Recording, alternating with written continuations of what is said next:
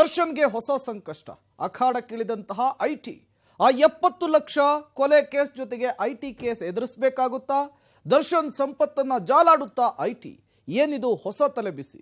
ಇತ್ತ ದರ್ಶನ್ಗೆ ಜಾಮೀನು ಕಂಟಕ, ಅತ್ತ ರೌಡಿ ಶೀಟರ್ ಆಗುವಂತಹ ಆತಂಕ. ಕೊಲೆ ಕೇಸ್ನ ಆಚೆಗೂ ದರ್ಶನ್ ಬೆನ್ನಿಗೆ ಸಾಲು ಸಾಲು ಸಂಕಷ್ಟ. ಇದೇ ಹೊತ್ತಿನ ವಿಶೇಷ ನರಕ ದರ್ಶನ.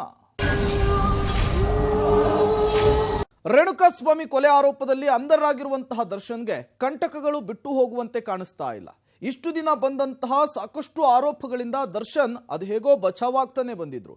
ಆದರೆ ರೇಣುಕಾಸ್ವಾಮಿಯ ಹತ್ಯೆ ಕೇಸ್ ಮಾತ್ರ ದರ್ಶನ್ ಅವರನ್ನ ಹಿಂಡಿ ಹಿಪ್ಪೆ ಮಾಡ್ತಾ ಇದೆ. ಈ ಕೇಸ್ ಮುನ್ನೆಲೆಗೆ ಬಂದದ್ದು ಹಿಂದಿನ ಅದೆಷ್ಟೋ ಪ್ರಕರಣಗಳು ಕೂಡ ಈಗ ದರ್ಶನ್ಗೆ ಸಂಕಷ್ಟವಾಗ್ತಾ ಇದೆ. ಅದರ ಜೊತೆಗೆ ಇನ್ನೊಂದು ಹೊಸ ಸಂಕಷ್ಟವನ್ನು ಕೂಡ ಡಿ ಗ್ಯಾಂಗ್ ನಾಯಕ ದರ್ಶನ್ ಈಗ ಎದುರಿಸಬೇಕಾಗಿ ಬಂದಿದೆ. ಅದೇ ಐಟಿ ಸಂಕಷ್ಟ. ಹಾಗಾದ್ರೆ ಏನಿದು ದರ್ಶನ್ ಕೊರಳಿಗೆ ಸುತ್ತಿಕೊಂಡಿರುವಂತಹ ಹೊಸ ಕಂಟಕ? ರೇಣುಕಾಸ್ವಾಮಿ ಹತ್ಯೆಗೂ ಈ ಐಟಿ ಕಂಟಕಕ್ಕೂ ಏನ್ ಸಂಬಂಧ? ಪೊಲೀಸ್ ತನಿಖೆಯ ಜೊತೆಗೆ ಆದಾಯ ತೆರಿಗೆ ಇಲಾಖೆಯ ತನಿಖೆಯನ್ನು ಕೂಡ ದರ್ಶನ್ ಎದುರಿಸಬೇಕಾಗಿ ಬಂದೊದಗುತ್ತಾ? ಅವಾಗ ಇಲ್ಲಿದೆ ನೋಡಿ ಕಂಪ್ಲೀಟ್ ರಿಪೋರ್ಟ್. ಕಂಟಕಗಳ ಮೇಲೆ ಕಂಟಕ, ಪೊರ್ಕಿಗೆ ಹೊಸ ಸಂಕಷ್ಟ. ಸ್ವಾಮಿ ಹತ್ಯೆ ಕೇಸ್ಗೆ ಮತ್ತೊಂದು ಟ್ವಿಸ್ಟ್. ದಾಸನಿಗೆ ಟೆನ್ಷನ್. ಒಂದು ಕಡೆ ಪೊಲೀಸ್ ತನಿಖೆ, ಮತ್ತೊಂದು ಕಡೆ ಐಟಿ ತನಿಖೆ. ಐಟಿ ಇನ್ವೆಸ್ಟಿಗೇಷನ್ಗೆ ರೆಡಿ ಆಗಬೇಕು ಕೊಲೆ ಆರೋಪಿ ದರ್ಶನ್. ಇದೇನೋ ಸದ್ಯಕ್ಕೆ ಮುಗಿಯುವಂತೆ ಕಾಣ್ತಾ ಇಲ್ಲ. ಎಲ್ಲಿ ನೋಡಿದ್ರಲ್ಲಿ ಅದೇ ಸುದ್ದಿ, ಯಾರನ್ನ ಕೇಳಿದ್ರು ಅದೇ ಮಾತು. ಎಸ್, ಬಾಕ್ಸ್ ಆಫೀಸ್ ಉಡಾಯಿಸುವಂತಹ ಸಿನಿಮಾಗಳನ್ನ ಮಾಡಿದಾಗ್ಲೂ ದರ್ಶನ್ ಇಷ್ಟು ಸುದ್ದಿ ಆಗಿರ್ಲಿಲ್ಲ. 2011ರಲ್ಲಿ ಹೆಂಡತಿನ ಹೊಡೆದು ಜೈಲಿಗೆ ಹೋಗಿ ಬಂದಾಗ್ಲೂ ಈ ರೇಂಜ್ಗೆ ದರ್ಶನ್ ಪ್ರಕರಣ ಅಂದು ಸುದ್ದಿ ಮಾಡಿರ್ಲಿಲ್ಲ. ಕಳೆದ 13 ವರ್ಷಗಳಲ್ಲಿ ಹೆಂಡತಿ ಮೇಲೆ ಹಲ್ಲೆ ಮಾಡಿದ್ಬಿಟ್ಟು ಮತ್ತೆ ಹಲವಾರು ಆರೋಪಗಳು ದರ್ಶನ್ ಮೇಲೆ ಬಂದಿದ್ವು. ಆದ್ರೆ ಅವು ಕೂಡ ಇಂದಿನಷ್ಟು ಹೈಪ್ ಪಡ್ಕೊಳ್ಳಿಲ್ಲ. ಆದ್ರೆ ರೇಣುಕಾಸ್ವಾಮಿ ಹತ್ಯೆ ಮಾತ್ರ ಇಡೀ ಕರ್ನಾಟಕದ ಮೂಲೆ ಮೂಲೆಯಲ್ಲಿ ಕ್ರೌರ್ಯ ರೂಪ ದರ್ಶನವನ್ನ ಕಳೆದ 17 ದಿನಗಳಿಂದ ಮಾಡಿಸ್ತಾನೆ ಇದೆ. ಎಸ್, ಹಿಂದಿನ ಎಲ್ಲಾ ಪ್ರಕರಣಗಳಿಗಿಂತಲೂ ಅತಿ ಹೆಚ್ಚು ಗಂಭೀರವಾದ ಪ್ರಕರಣ ಇದಾಗಿರೋದ್ರಿಂದ ಹಿಂದಿಗಿಂತಲೂ ಹೆಚ್ಚು ಸೌಂಡ್ ಮಾಡ್ತಾ ಇದೆ, ಸುದ್ದಿ ಆಗ್ತಾ ಇದೆ. ಹಿಂದಿನ ಯಾವ ಪ್ರಕರಣಗಳು ಪಡೆದುಕೊಳ್ಳದಂತಹ ಅನಿರೀಕ್ಷಿತ ತಿರುವುಗಳನ್ನ ಈ ಕೇಸ್ ಪಡೆದುಕೊಳ್ತಾ ಇದೆ. ಅದೇ ಕಾರಣಕ್ಕೆ ದರ್ಶನ್ ಸುತ್ತ ಬಿಗಿಯಲಾಗ್ತಾ ಇರುವ ಕಾನೂನು ಸರಪಳಿ ದಿನದಿಂದ ದಿನಕ್ಕೆ ಬಿಗಿಯಾಗ್ತಾನೆ ಹೋಗ್ತಿದೆ. ಈ ಮಧ್ಯೆ ರೇಣುಕಾಸ್ವಾಮಿ ಕೇಸ್ ದರ್ಶನ್ಗೆ ಮತ್ತೊಂದು ಹೊಸ ಕಂಟಕವನ್ನ ತಂದೊಡ್ಡಿ ಬಿಟ್ಟಿದೆ. ಜೂನ್ 8ರಂದು ರೇಣುಕಾಸ್ವಾಮಿಯ ಮೇಲೆ ಮಾರಣಾಂತಿಕ ಹಲ್ಲೆ ಮಾಡಿ ಕೊಂದಿತು. ನಂತರ ಮೃತದೇಹವನ್ನ ಸಾಗಿಸೋಕೆ ಡಿ ಗ್ಯಾಂಗ್ ಮಾಡಿದ್ದ ಪ್ಲಾನು. ಆಮೇಲೆ ಕೇಸ್ನ ಸೂತ್ರಧಾರಿಗಳು ಅನ್ನೋ ಆರೋಪದ ಅಡಿ ದರ್ಶನ್ ಪವಿತ್ರಾಳನ್ನ ಅರೆಸ್ಟ್ ಮಾಡಿತು. ಇದೆಲ್ಲ ನಿಮಗೆ ಗೊತ್ತೇ ಇರುತ್ತೆ. ಪೊಲೀಸ್ ಕಸ್ಟಡಿಗೆ ಹೋಗಿದ್ದು ಒಂದಾದ ಮೇಲೆ ಒಂದರಂತೆ ಸಾಲು ಸಾಲಾಗಿ ಸಂಕಷ್ಟಗಳು ದರ್ಶನನ್ನ ಬಿಟ್ಟು ಬಿಡದೆ ಕಾಡೋಕೆ ಶುರು ಮಾಡಿಬಿಟ್ಟಿದೆ. ಟೆಕ್ನಿಕಲ್ ಎವಿಡೆನ್ಸ್, ವೈಜ್ಞಾನಿಕ ಪುರಾವೆ, ಡಿ ಗ್ಯಾಂಗ್ ಸದಸ್ಯರೇ ದರ್ಶನ್ ಬಗ್ಗೆ ಬಾಯ್ಬಿಟ್ಟು ಹೇಳಿದ ಸಾಕ್ಷಿಗಳ ಆಧಾರದ ಮೇಲೆ 10 ಹಲವು ಸ್ಟ್ರಾಂಗ್ ಸೆಕ್ಷನ್ಗಳನ್ನ ದರ್ಶನ್ ಮೇಲೆ ಪೊಲೀಸರು ಹಾಕಿದ್ರು. ಇದೊಂದು ಕಂಟಕವಾದ್ರೆ ಇನ್ನೊಂದು ಕಡೆ ರೌಡಿ ಶೀಟರ್ ಆಗುವ ಭೀತಿ ಕೂಡ ದರ್ಶನ್ಗಿದೆ. ಆ ಬಗ್ಗೆಯೂ ಪೊಲೀಸರು ಕೆಲವೇ ದಿನಗಳಲ್ಲಿ ತೀರ್ಮಾನ ಕೈಗೊಳ್ಳುವ ಸಾಧ್ಯತೆ ಇದೆ. ಹಾಗಾಗಿ ರೌಡಿ ಶೀಟರ್ ಕಂಟಕವು ದರ್ಶನನ್ನ ಬಿಟ್ಟು ಬಿಡದೆ ಕಾಡ್ತಾ ಇದೆ. ಎಲ್ಲದರ ಮಧ್ಯೆ ಈಗ ಮತ್ತೊಂದು ನಯಾ ಕಂಟಕ ಡಿ ಗ್ಯಾಂಗ್ನ ಮಹಾ ಮಾರ್ಗದರ್ಶಕನನ್ನ ಸುತ್ತಕೊಂಡಿದೆ. ಅದೇ ಐಟಿ ಕಂಟಕ. ರೇಣುಕಾಸ್ವಾಮಿ ಕೇಸನ್ನ ಜಾಡು ಹಿಡಿದು ಹೊರಟಿರುವ ತನಿಖಾಧಿಕಾರಿಗಳಿಗೆ ಒಂದರ ಮೇಲೊಂದರಂತೆ ಟ್ವಿಸ್ಟ್ಗಳು ಸಿಗ್ತಾ ಹೋಗ್ತಿದೆ. ಆ ಟ್ವಿಸ್ಟ್ಗಳು ತನಿಖೆಗೆ ಹೊಸ ಆಯಾಮವನ್ನೇ ಕೊಡ್ತಾ ಇದೆ. ಅಂತ ಟ್ವಿಸ್ಟ್ ಒಂದು ಕೆಲ ದಿನಗಳ ಹಿಂದೆ ತನಿಖಾಧಿಕಾರಿಗಳಿಗೆ ಸಿಕ್ಕಿತ್ತು. ಆ ಟ್ವಿಸ್ಟ್ ಬೆನ್ನತ್ತಿ ಹೋದ ಪೊಲೀಸರಿಗೆ ಆ 70 ಲಕ್ಷದ ಸುಳಿವು ಸಿಕ್ಕಿತ್ತು. ಆದರೆ ಈಗ ದರ್ಶನ್ಗೆ ಆದಾಯ ತೆರಿಗೆ ಅಧಿಕಾರಿಗಳಿಂದ ಇನ್ವೆಸ್ಟಿಗೇಷನ್ ಎದುರಿಸಬೇಕಾದ ಪರಿಸ್ಥಿತಿ ತಂದೊಡ್ಡಿದೆ. ಆ ಮೂಲಕ ಐಟಿ ಕಂಟಕದ ಕುಣಿಕೆ ದರ್ಶನ್ ಸುತ್ತ ಸುತ್ತಕೊಂಡಿದೆ. ದರ್ಶನ್ಗೆ ಐಟಿ ಸಂಕಷ್ಟ ಸುತ್ತಕೊಂಡಿದೆ ಹೇಗೆ? ಆ 70 ಲಕ್ಷವೇ ಐಟಿ ತನಿಖೆಗೆ ದಾರಿ ಮಾಡಿಕೊಡ್ತಾ ಸಾಕ್ಷ್ಯನಾಶ ಭೇದಿಸಲು ಹೊರಟವರಿಗೆ ಕಂಡದ್ದು ಐಟಿ ಕರ್ಮಕಾಂಡ. ಕೊಲೆ ಆರೋಪದ ತನಿಖೆಯನ್ನು ಎದುರಿಸ್ತಾ ಇರುವ ದರ್ಶನ್ಗೀಗ ಐಟಿ ತನಿಖೆಯನ್ನು ಎದುರಿಸಬೇಕಾದ ಅನಿವಾರ್ಯತೆ ಸೃಷ್ಟಿಯಾಗಿದೆ. ದರ್ಶನ್ಗೆ ಈಗ ಐಟಿ ಕಂಟಕ ಶುರುವಾಗಿದೆ. ಏನಿದು ಕೇಸ್ನಲ್ಲಿ ನಯಾ ಕಹಾನಿ ಅಂತ ನೀವು ಅಂದ್ಕೊಳ್ಬಹುದು. ಎಸ್, ಇದು ಒಂಥರ ಪ್ರಕರಣಕ್ಕೆ ಸಿಕ್ಕ ಹೊಸ ಆಯಾಮವೇ ಹೌದು. ಅಷ್ಟಕ್ಕೂ ಕೊಲೆ ಆರೋಪದಲ್ಲಿ ಸಿಕ್ಕಿ ಬಳಲಿ ಬೆಂಡಾಗಿ ಹೋಗಿರುವ ದರ್ಶನ್ಗೆ ಈ ಐಟಿ ಸಂಕಷ್ಟ ಎದುರಾಗಿದ್ದಾದ್ರೂ ಯಾಕೆ ಅನ್ನೋದನ್ನ ಮೊದಲು ಹೇಳ್ಬಿಡ್ತೀವಿ ಕೇಳಿ. ರೇಣುಕಾಸ್ವಾಮಿ ಹತ್ಯೆ ಮಾಡಿದ ಆರೋಪದ ಅಡಿ ಯಾವಾಗ ದರ್ಶನ್ ಅಂಧರಾದ್ರೂ ಆಗ್ಲಿಂದಲೇ ಹಲವಾರು ಆಂಗಲ್ನಿಂದ ಪೊಲೀಸರು ತನಿಖೆಯನ್ನು ಶುರು ಮಾಡಿದ್ರು. ತನಿಖೆಯ ವೇಳೆ ಪೊಲೀಸರಿಗೆ ಒಂದು ಬಲವಾದ ಸುಳಿವು ಸಿಕ್ಕೇ ಬಿಡ್ತು. ಎಸ್, ಕೊಲೆ ಆರೋಪ ಅಷ್ಟೇ ಅಲ್ಲದೆ ಕೊಲೆ ಮಾಡಿ ಸಾಕ್ಷ್ಯನಾಶ ಮಾಡೋಕೆ ದರ್ಶನ್ ದರ್ಶನ್ ಯತ್ನಿಸಿದ್ದ ಸಂಗತಿ ಕೂಡ ತನಿಖೆಯಲ್ಲಿ ಬೆಳಕಿಗೆ ಬಂದಿತ್ತು. ಹಾಗಾಗಿ ಸಾಕ್ಷ್ಯನಾಶ ಆರೋಪವನ್ನ ದರ್ಶನ್ ಹೊರಬೇಕಾಗಿ ಬಂತು. ಈ ಸಾಕ್ಷ್ಯನಾಶದ ಜಾಡು ಹಿಡಿದು ಹೊರಟ ಪೊಲೀಸರ ಮುಂದೆ ಅನಾವರಣವಾಗಿದ್ದೆ ಆ 70 ಲಕ್ಷದ ಸೀಕ್ರೆಟ್. ಜೂನ್ 8ನೇ ತಾರೀಕು ರೇಣುಕಾಸ್ವಾಮಿ ಹತ್ಯೆ ಬಳಿಕ ರಾಘವೇಂದ್ರ ಅಂಡ್ ತಂಡಕ್ಕೆ ಆರೋಪಿ ವಿನಯ್ ಮೂಲಕ 30 ಲಕ್ಷದ ಡೀಲ್ ಮಾಡಿಕೊಂಡಿದ್ದು ಬೆಳಕಿಗೆ ಬಂದಿತ್ತು. ಈ ಹಣವನ್ನ ಖುದ್ದು ದರ್ಶನ್ನೇ ಕೊಟ್ಟಿದ್ದ ವಿಷಯವೂ ತನಿಖೆಯಲ್ಲಿ ತಿಳಿದಿತ್ತು. ಅಷ್ಟೇ ಅಲ್ಲ, ನಂತರ ಮೋಹನ್ ರಾಜ್ ಎಂಬಾತನಿಂದ 40 ಲಕ್ಷ ಪಡೆದು ಪ್ರಕರಣ ಮರೆಮಾಚೋಕೆ ಯತ್ನಿಸಿದ್ದು ತನಿಖೆಯಲ್ಲಿ ಪೊಲೀಸರು ಬಯಲು ಮಾಡಿದ್ರು. ಆರೋಪಿಗಳಿಂದ ಒಟ್ಟು 70 ಲಕ್ಷವನ್ನ ಜಪ್ತಿ ಮಾಡಿಕೊಳ್ಳಲಾಗಿತ್ತು. ಅದರಲ್ಲಿ 37 ಲಕ್ಷ ದರ್ಶನ್ ಮನೆಯಲ್ಲೇ ಸಿಕ್ಕಿತ್ತು. ಇನ್ನು 3 ಲಕ್ಷ ಪತ್ನಿ ವಿಜಯಲಕ್ಷ್ಮಿ ಮನೆಯಲ್ಲಿತ್ತು. ಎಲ್ಲವನ್ನ ಒಟ್ಟು ಮಾಡಿದ್ರೆ ಟೋಟಲಿ 70 ಲಕ್ಷಕ್ಕೆ ಬಂದ್ ನಿಲ್ಲುತ್ತೆ. ಈ 70 ಲಕ್ಷದ ಮೂಲವೇನು ಅನ್ನೋದೇ ಈಗೆದ್ದಿರೋ ಪ್ರಶ್ನೆ. ದರ್ಶನ್ಗೆ ಐಟಿ ಕಂಟಕ ತಂದೊಡ್ಡಿರೋದು ಕೂಡ ಇದೇ 70 ಲಕ್ಷನೇ. 70 ಲಕ್ಷದ ಮೂಲ ಏನು? ತನಿಖೆಗಿಳಿದ ಐಟಿ ಇಲಾಖೆ 70 ಲಕ್ಷದ ಮೂಲ ಹೇಳದಿದ್ರೆ ಮುಗಿತು ದರ್ಶನ್ ಕತೆ. 37 ಲಕ್ಷ ಕ್ಯಾಶ್ ಮನೆಯಲ್ಲಿಟ್ಟಿದ್ದೇಕೆ? ಈ ಪ್ರಶ್ನೆ ಗ್ಯಾರಂಟಿ. ತೆರಿಗೆ ಕಾಯ್ದೆ ಉಲ್ಲಂಘನೆ ಮಾಡಿದ್ರೆ ಏನಾಗುತ್ತೆ? ಆದಾಯ ತೆರಿಗೆ ಇಲಾಖೆಯ ತನಿಖೆ ಹೇಗಿರುತ್ತೆ ಅನ್ನೋದು ನಿಮಗೆ ಗೊತ್ತಿರಬಹುದು.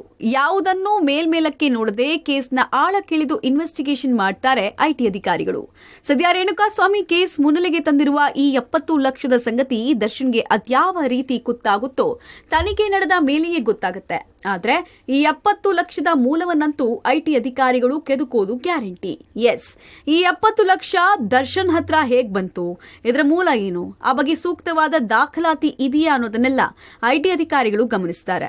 ಆ ನಿಟ್ಟಿನಲ್ಲಿ ಇನ್ವೆಸ್ಟಿಗೇಷನ್ ಮಾಡ್ತಾರೆ. ಜೊತೆಗೆ ದರ್ಶನ್ ಮನೆಯಲ್ಲೇ 37 ಲಕ್ಷ ನಗದು ಸಿಕ್ಕಿದ್ರಿಂದ ಅಷ್ಟು ಹಣ ಮನೆಯಲ್ಲಿ ಯಾಕಿತ್ತು ಅನ್ನೋ ಪ್ರಶ್ನೆ ಕೂಡ ಉದ್ಭವಿಸುತ್ತೆ. ಅಷ್ಟೇ ಅಲ್ಲ, ಸಿಕ್ಕ ಆ ಹಣಕ್ಕೆ ಆದಾಯ ತೆರಿಗೆಯನ್ನ ಪಾವತಿ ಮಾಡಲಾಗಿತ್ತಾ ಅನ್ನೋದ್ರ ಬಗ್ಗೆ ಕೂಡ ದರ್ಶನ್ ತನಿಖೆಯಲ್ಲಿ ಹೇಳಬೇಕಾಗುತ್ತೆ.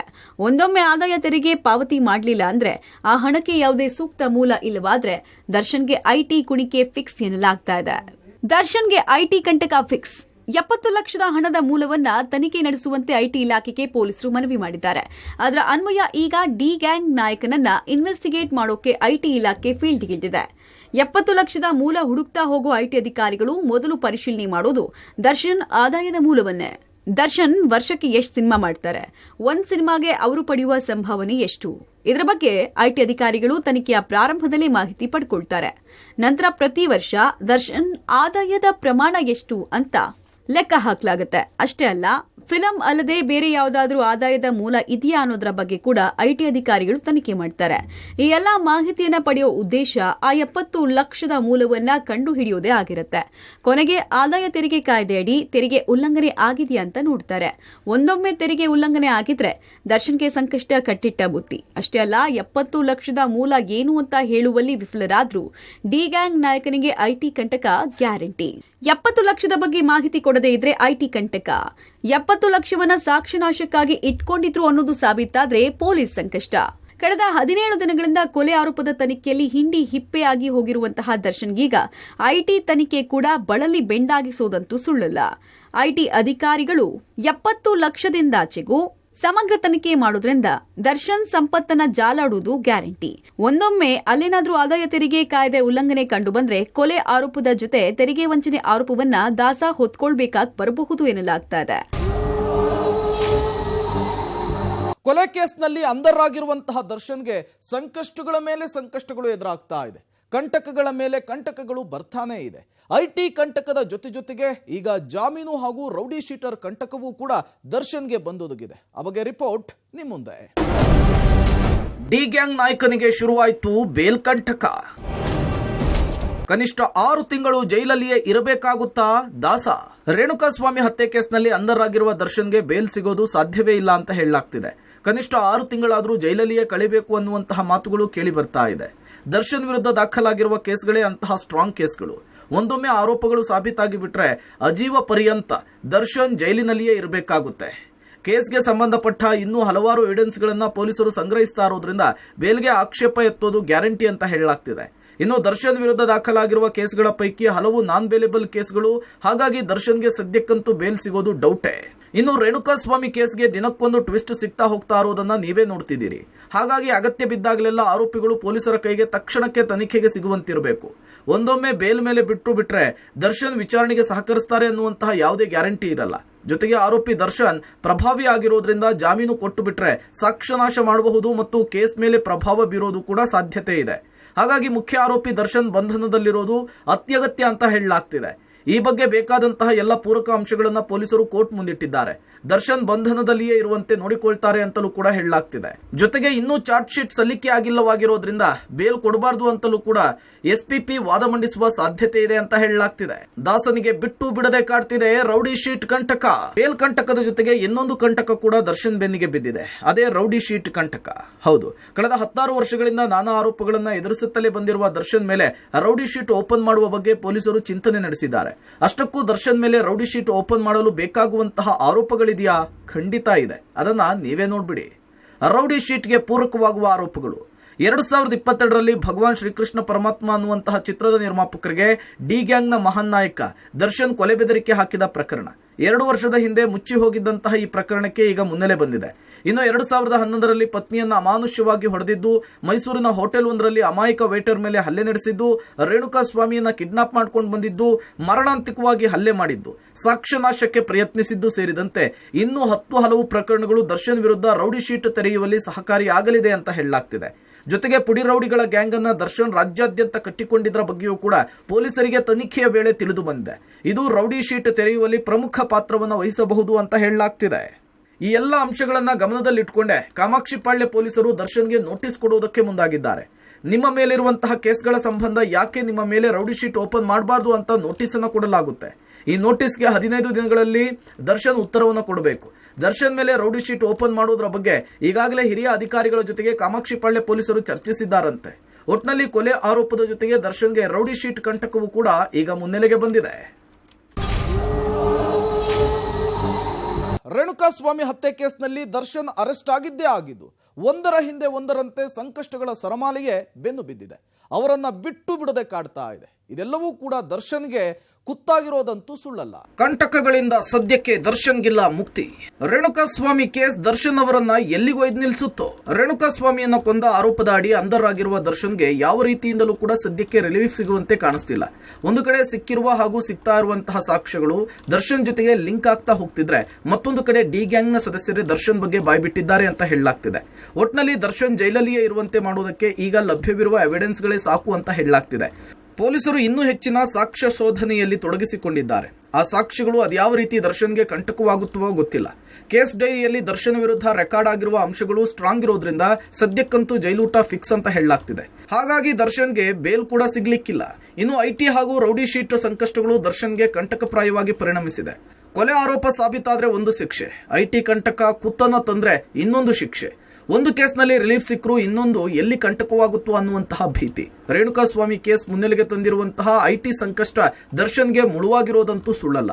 ಅದೇ ರೀತಿ ದರ್ಶನ್ ಮೇಲೆ ರೌಡಿ ಶೀಟ್ ಓಪನ್ ಆಗಿ ಬಿಟ್ರೆ ಅದು ಸೂಪರ್ ಸ್ಟಾರ್ ಅಂತ ಮೆರೆದ ದರ್ಶನ್ ಮೇಲೊಂದು ದೊಡ್ಡ ಕಪ್ಪು ಚುಕ್ಕೆ. ಒಟ್ನಲ್ಲಿ ದಿನದಿಂದ ದಿನಕ್ಕೆ ರೋಚಕ ತಿರುವುಗಳನ್ನು ಪಡಿತಾ ಇರುವಂತಹ ರೇಣುಕಾ ಸ್ವಾಮಿ ಹತ್ಯೆಯ ಕೇಸ್ ದರ್ಶನ್ ಅವರನ್ನ ಎಲ್ಲಿಗೆ ಕರೆದುಕೊಂಡು ಹೋಗಿ ನಿಲ್ಲಿಸುತ್ತೋ ಕಾದ್ ನೋಡ್ಬೇಕಿದೆ.